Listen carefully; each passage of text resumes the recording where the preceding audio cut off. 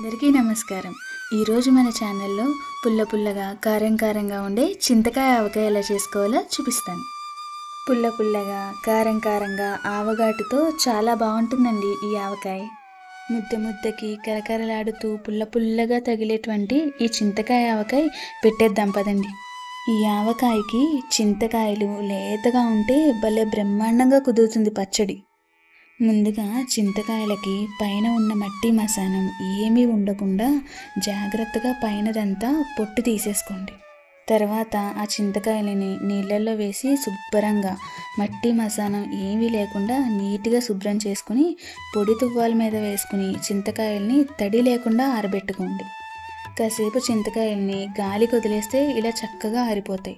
తరువాత పైన ఉన్న చెక్క అంతా తీసేసుకుని చూపిస్తున్నట్టు చిన్న చిన్న ముక్కలు చేసేసుకుని పక్కన పెట్టుకోండి.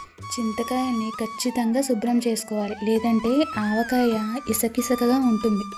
ఇప్పుడు ఒక కప్పు చింతకాయ ముక్కలకి పావు కప్పు కంటే కొంచెం తక్కువ ఆవపిండి, పావు కప్పు కారం, కొంచెం పావు కప్పు కంటే తక్కువ ఉప్పు వేసి అన్నీ కలిసేలా బాగా కలుపుకోవాలి.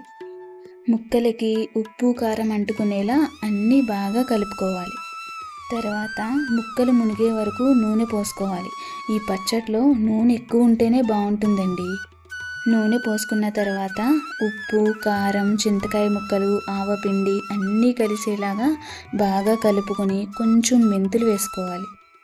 అదే చేత్తో 4 వెల్లుల్లిపాయ రెబ్బల్ని కచ్చా పచ్చాగా దంచుకుని పచ్చడిలో వేసేసుకోండి.